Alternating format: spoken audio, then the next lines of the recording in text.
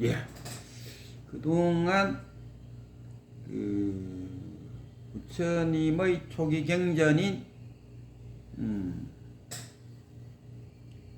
초전법문에는 12연기와 사성제가 주를 이루죠. 초전법문을 공부하고 그 다음에 또 부처님의 열반경 마지막 돌아가실 때 남긴 어록들, 그리고 나서 이제 니까야 이중표 교수님이 번역한 디가 니까야, 그 다음에 마지마 니까야, 그 다음에 상류따 니까야 등을 공부하면서 부처님의 사성이 뭔가,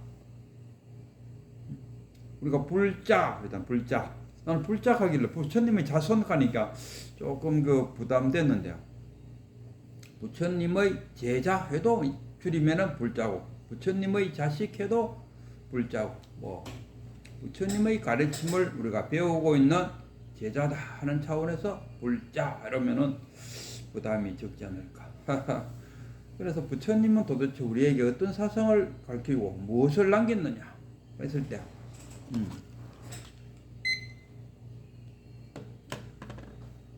이 부처님의 경전을 그러니까 우리가 유마경이라든가 화엄경이라든가 법화경이라든가 니까야가 경이라는 말이거든요. 능가경, 능엄경 다 경자를 붙이고 마지막 경자가 붙이는 게 육조, 해조, 해능의 육조 단경, 그게 마지막 경자를 붙여. 그러니까 해능의 제자가 남막해양, 남막해양 제자가 마조, 이렇게 쭉 내려다니까. 겨울로 올라가면은 달마가 부처님의 28대 손, 달마, 그 다음에 해가 성찬, 도신, 홍인, 해능 이렇게 내려간다. 그러니까 달마가 지은 책도 달마경으로 안 하고 달마어로 내려와서 해가 성찬도 갑자기 책이 이름이 안 나네. 그것도 무슨 성찬이가 10 뭔데. 어쨌든 간에 쭈르륵 내려와서 마지막 해능이 진 육조 단경이라고 그러지 않습니까? 단경. 경자가 이제 거기서 마지막, 그 다음부터는 뭡니까? 마조어로, 그 다음에 마조 밑에 백장, 조주, 이렇게 쫙 내려가지 않습니까? 다 그때부터는 이제 경자를 안 붙이고 어록을 붙인다. 우리 가장 내려오면은 누굴 해야 되노? 최근에 가장 유명한 스님 가마 성철 스님 후에 경허 스님, 그 다음에 이제 조선의 최고 인물 가마 서산대사, 사명대사, 그 다음에 고려 가마 진울, 신라 가마 뭡니까? 그런 식으로 쭉쭉쭉쭉 올라. 의상가 누구지? 의상대사하고 갑자기 이름이 안 떠오르네. 나중에 또 생각하다 보면 나오겠죠. 그런 식으로 이제 이 경과 어록이 갈라지는 시점이 있었다. 그래서 늘상 우리는 이 경을 공부하기보다는 어록 쪽으로, 왜? 깨달음의 선불교를 지향하다 보니까 이 어록은 누가 지었느냐 하면 선사들의 자기가 직접 쓴 책도 있어요. 자기가 직접 쓴 책도 있고 거의 제자들이 적은 책도 있고. 이제 경은 가만 보면은 부처님의 말씀을 기록해 놓은 거라. 그럼 부처님의 말씀을 기록했는데 거기에는 부처님이 어떤 깨달음을 이야기한다기보다는 중생들의 괴로움을 어떻게 하면 덜어줄 것인가, 거기에 방점이 찍혀 있다. 그래서 부처님의 설법을 우리가 대기설법, 그 사람의 수준에 맞게 이야기해 준다 해서 대기설법이다. 또 방편설법이다 이렇게 표현하는데, 방편설법이라고 말하는 이유는 부처님이 비록 대중들의 중생들의 그 괴로움을 설법으로서 해소해 주려 하지만은 이 설법을 들음으로써 궁극적으로 깨달음을 얻어라. 그러니까 깨달음을 얻기 위한 설법이다. 이런 차원에서 보면 부처님의 설법은 방편설법이다. 달을 보라 하면 달이 어딘지를 모르니까 손가락으로 탁 저기에 달이 있다 하고 달을 딱 가리킨다 아닙니까? 그러면은 손가락 끝은비를 갖고 달을 딱 쳐다봐야 되는데 우리 중생들은 손가락 끝만 보고 있다. 이 방편인데 방편만 붙들고 있다. 그래도 방편으로도 해오는 할 수 있다. 그러므로서 우리가 이 괴로움으로부터 덜 수가 있다. 완벽하게 그 괴로움이 어떻게 벗어나겠습니까? 그러나 덜어낼 수는 있다. 어쨌든 간에 이 경전을 공부함으로써 특히나 이 초기 경전, 대승경전 말고 능가경이라든가 하암경, 법경 이건 대승경전이잖아요. 대승경전 말고 부처님의 말씀을 모아놓은 책을 우리가 니까야라고 그러지 않습니까? 이 초기 경전, 남방불교의 초기 경전 이렇게. 그러면은 부처님은 우리에게 무엇을 남겼을까? 부처님의 사상은 뭘까? 공자의 사상은 뭘까 하듯이 공자도 보면은 노자, 공자, 맹자, 순자 이렇게 쭉 가지 않습니까? 이 공자하고 부처님하고의 공통점이 참 많아요.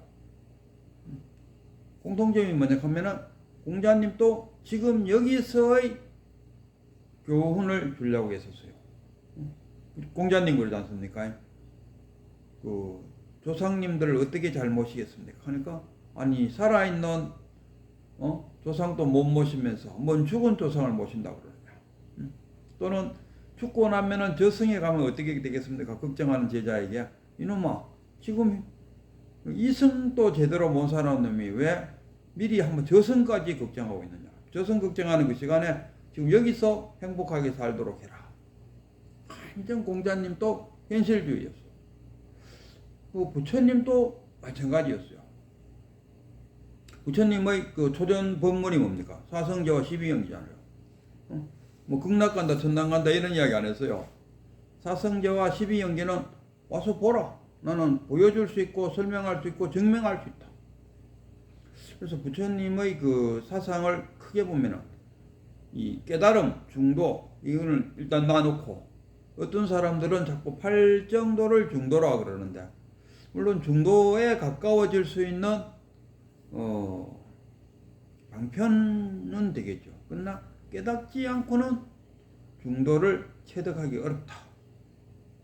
그래서 일단 빼고 부처님의 가르침은 중생들에게 가르쳐 준 것은 무엇인가 했을 때 사성제, 그 다음에 12영기, 그 다음에 오온, 그 다음에 육입처.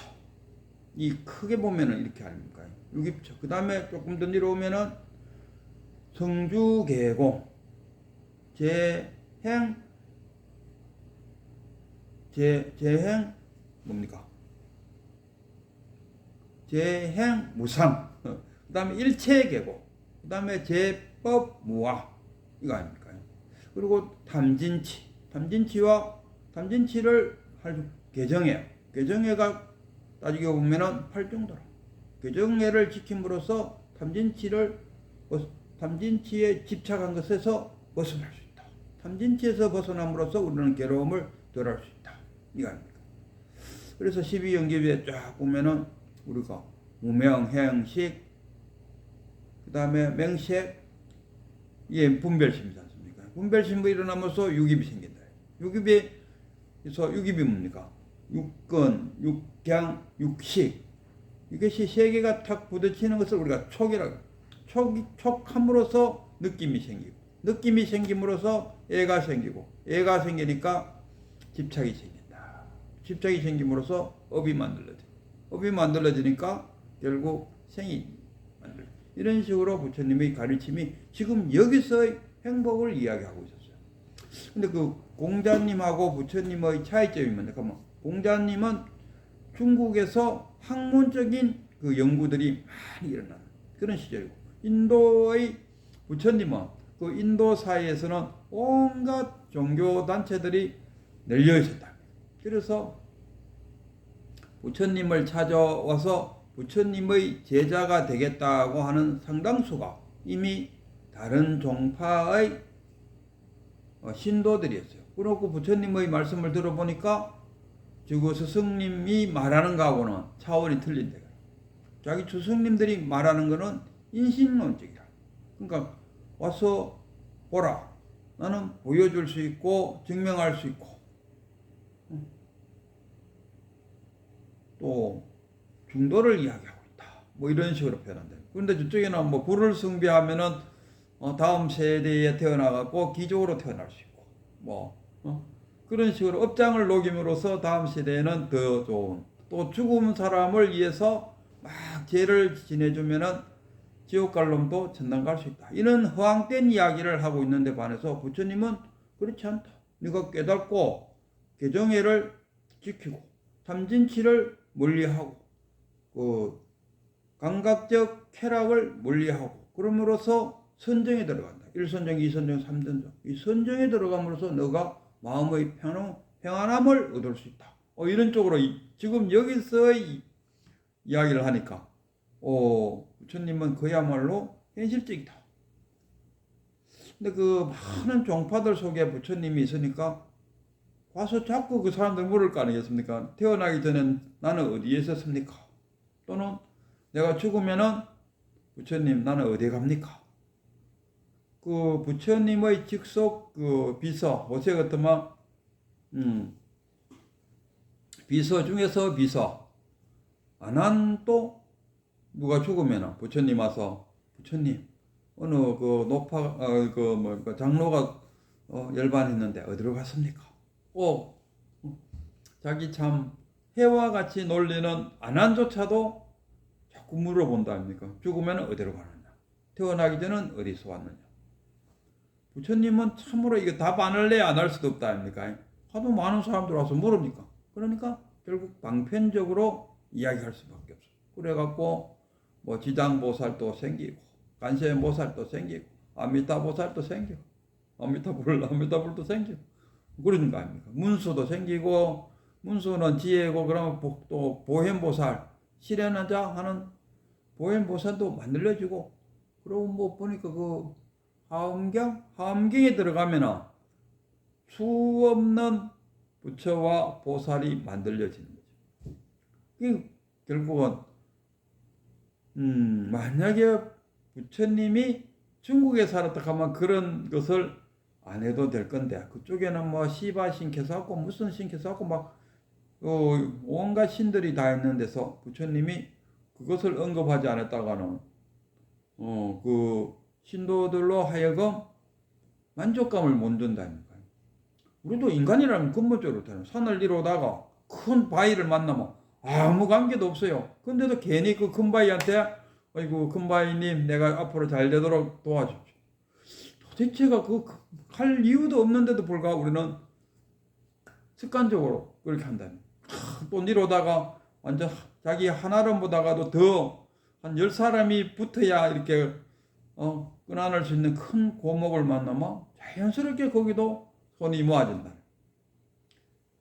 그러니까 인간은 참으로 나약하다. 이 나약함에 대해서 기댈 수 있는 언덕이 필요했다. 그래서 부처님은 마지못해서 기댈 언덕이 되어줄 뿐이지. 부처님은 내가 볼 때 이 프로이드 같은 사람, 그리고 공자도 마찬가지로 공자도 뭐 종교는 아니었다 아닙니까? 그렇다고 해서 지금 공자 사상이 없어진 건 아니. 프로이드도 맞습니다. 프로이드도 정신 분석학파잖아요. 정신 분석학파인데 뭐 심리학이나 상담 심리학이나 저 병원에 있는 임상 심리학자들 프로이드를 모른다 하면은 불교에서 부처님을 모르는 거와 똑같아요. 프로이드가 정신분석학을 만들어냄으로써 그 밑에 제자들이 프로이드가 정신분석학을 만들어낼 때 그 당시의 사상은 어떠냐 하면 미친 사람이 하나 생기면은 이는 마귀가 들어와서 미쳤으니까 테마사를 불러갖고 마귀를 쫓는 것, 그것을 정신병자들을 도와주는 걸로 인식되어 있을 때 프로이드는 과감하게 아니야.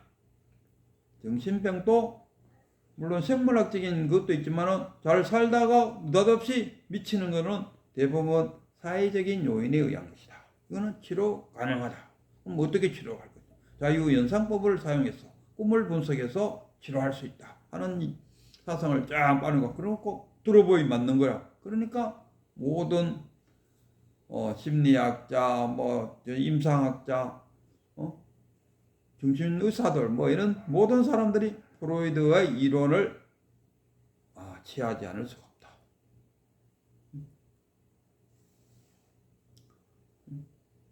그래서 프로이드는 융이 왔어요. 그 융이 와서 프로이드의 융도 교수였고 프로이드도 교수였어. 그래서 융이 와서 우리가 프로이드의 제자가 융이다 하는데 동료 겸 제자 겸 했어요. 그러니까 융이 프로이드에 와서 융은 불교학자였어요.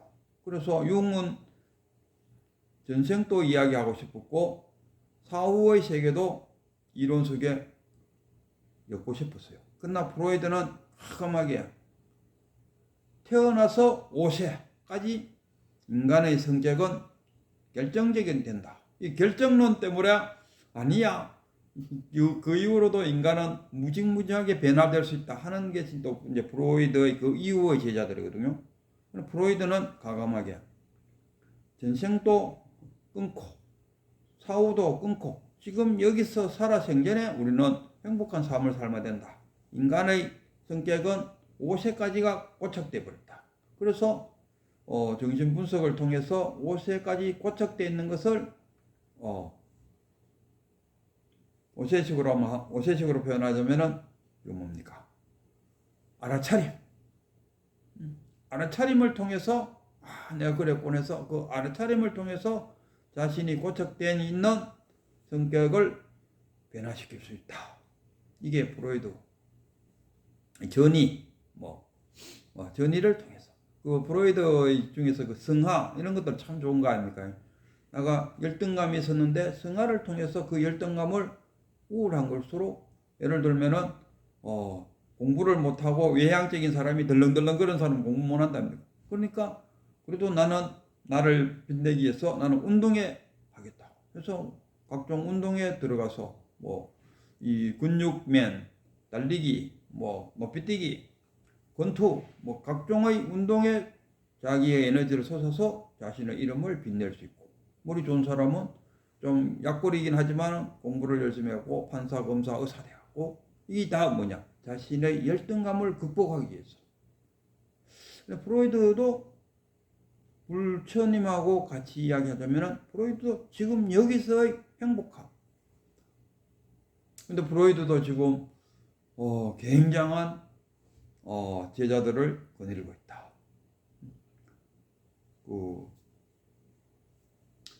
그 정신분석학자들, 심리학, 상담자, 정신의사들 이 모든 사람들이 프로이드를 모르고는 말이 안 된다. 불교에서 부처님을 모르고는 말이 안 된다. 그러나 부처님이 부처님 자기 자신은 자기의 이론을 종교화하지는 않았을 것 같아요. 부처님은 그 자기가 있고 성단 있고 또 법이 있고 법을 보는 자 연기를 보고 연기를 보는 자 부처를 본다. 이러할 정도로 자기는 그 진리 가르침을 굉장히 강조했어요. 근데 저쪽 동네 예수님은 그러지 않았죠. 예수님은 진리를 이야기하면서도 그건 완전 진짜 종교적으로 하나님이 있고 나는 하나님의 아들이다. 나를 믿으면은 나를 거쳐서 그러니까 기도하면서 예수님 이름으로 기도드린나이다. 아멘. 예수님 이름으로 기도를 드려야 하나님이 알아들을 수 있다. 왜? 아담과 이브가 나쁜 짓을 해서 쫓겨났기 때문이야. 그 중재자 역할을 할 수 있는 자는 예수님밖에 없다. 그래서 예수님을 통해서 하나님한테 소원을 빌면은 하나님이 그 소원을 들어준다. 그건 완전한 신에 대한 그 종교. 부처님 같은 경우는 그렇게 안 했어요. 네가 연못 속에 돌덩이를 떨어뜨렸는데 그 기도한다고 돌이 또 올릴 수 있나? 안 되잖아요. 그런 식으로 그런 거 믿지 말아요. 사성제와 12연기, 그 다음에 오온이 무엇인지, 그 다음에 유기초가 뭔지, 사성체계, 그리고 네 몸속에 흐르는 탐진치, 이런 것을 알아차림을 통해서 개정회를 해서 그런 것을 없애고, 감각적 쾌락을 없애고, 그 감각적 쾌락과 손정이라든가 부처님이 어린 시절에 그 쾌락, 그 다음에 또 자연화교와 같은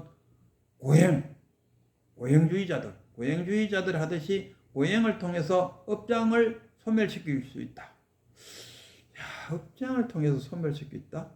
그것도 또 한번 생각해 볼 필요는 있어요. 업이 뭐냐 했을 때 어떤 사람은 업이 연기로 가는데 그렇지는 않을 것 같아요.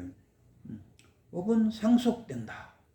지금 업은 상속된다고 이야기하는데 부처님도 그렇게 말했다고 경전에 적혀 있는데 그게 보여주고 증명할 수 있는 이야기냐 이겁니다. 그래서 이 경전 속에 부처님의 사상이 많이 왜곡되어 있을 것이다. 그러나 왜 왜곡되어 있으면서도 계속 그것이 안 없어지고 살아있느냐? 그거는 아까 말했듯이 우리 인간의 나약함, 어딘가서 기대고 싶은 언덕이 되어야 된다. 그래서 부처님은 진리를 말씀할 때도 있지만은 그의 제자들이 볼 때 그래도 이 나약한 인간이 어딘가에 기대할 수 있는 언덕 역할도 우리 부처님이 해줬으면 좋겠다는 그런 염원의 차원에서 업이라든가 극락sek이라든가 이런 것들을 그리고 초파일에 와서 기도하면은 복 받는다. 부처님이 가피를 받는다. 그러고 방생하시라. 이런 것들은 부처님의 진리하고는 관계는 없지만 그래도 우리가 그것들이 유지 발전되고 있는 이유 중에 하나가 천도제도 그렇지 않습니까? 천도제도 나약한 인간이 기대고 싶어하는 그런 마음을 달래주는. 우는 아이에게 왜 합니까? 사탕 줘야죠. 사탕 주면 왜 됩니까? 이빨 썩어요. 이빨 썩는 줄은 알지만은 그래도 우는 아이를 달래기 차원에서 사탕을 안 줄 수가 없다. 그럼 계속 울게 놔둘 수는 없다. 너 사탕 먹으면 이빨 상하니까 네 계속 울고 있을래? 아니면 이빨 상하더라도 사탕 하나 먹을래? 이러면. 그래서 우리가 정말 불교를 공부하는 선 공부를 하는 입장에서 보면은 기존의 불교가 타당치 않게 여기지만 그러나 전체적으로 바라볼 때 우리가 인간이란 것은 나약한 존재다. 이 나약한 존재에게 기댈 수 있는 언덕 역할을 하는 것도 굳이 나쁘지는 않다. 저는 이렇게 생각합니다.